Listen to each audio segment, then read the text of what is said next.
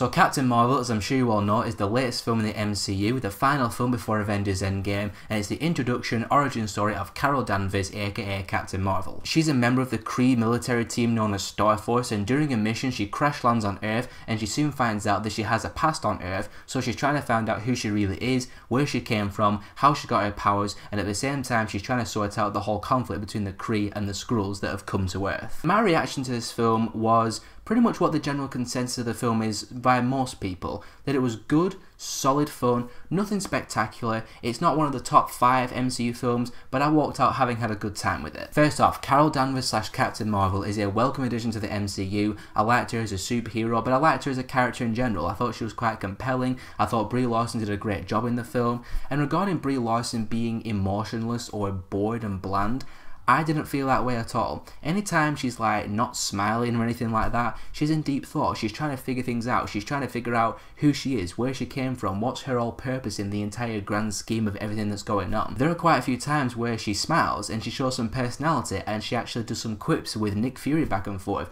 So no, she's not bland, she's not emotionless. It's just when she isn't showing positive emotion, she's just trying to figure out what's going on. She's got deep inner conflict.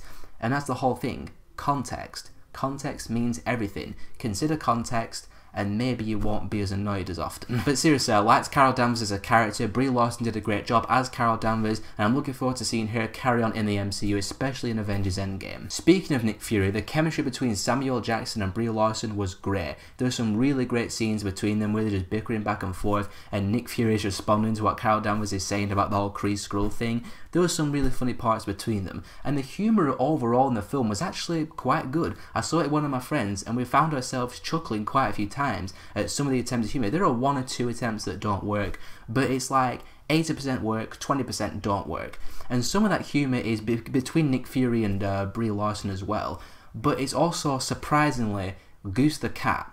I wasn't on the Goose the Cat hype train going into this film, but after it's one of the things I remember from Captain Marvel the most. There are some great moments with this adorable little cat who's actually an alien, which I can't remember the name of the species right now, but it was awesome, so look out for Goose the Cat. There was 2 aspects to the film's story that I really appreciated. The first one was the way they went about telling the origin story of Carol Danvers, because they don't do it in the conventional superhero way, where like this person starts out and then the big accident happens or whatever happens to them happens that makes them become the superhero, and then they have to do trials and tribulations to them getting to become the big superhero.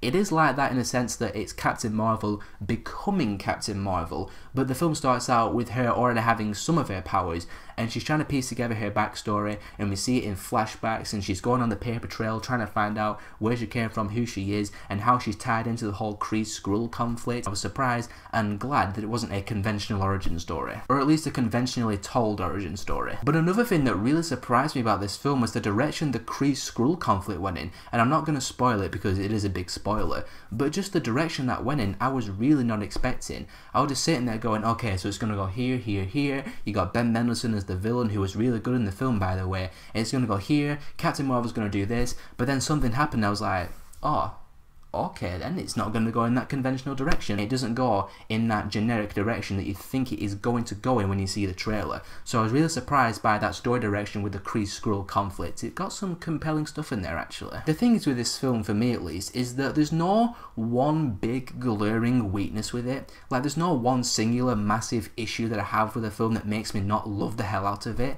There's nothing like that. It's just the film itself. It's just nothing super spectacular. It's nothing that really blew my socks off or anything like that. I didn't walk out of this film just really hyped and really pumped and just, you know, I just want to go back and watch it again. I'm probably going to go watch it again because my brother wants to go watch it. But it wasn't like the end of Infinity War where I was like, oh my god. I walked out of the film and I was like, yeah, that was good. I enjoyed that film. It's just, it's not gonna blow you away. You're not gonna walk out of Captain Marvel going, yeah, that was the best film I've ever seen in my life. I like Captain Marvel as a protagonist. I like the supporting characters. Nick Fury was great. The de-aging technology, I forgot to mention that. Amazing. I was so surprised at how seamless Nick Fury looked, how seamless Coulson looked when he was briefly in it. I mean, it did not look CGI whatsoever. I was like, that's Samuel Jackson from 1995. They went back in time and put him in a film now. It was really just wow. So the de-aging technology has come a long way. Overall, enjoyable film, solid addition to the MCU. I'm looking forward to seeing Captain Marvel continue on, like I said.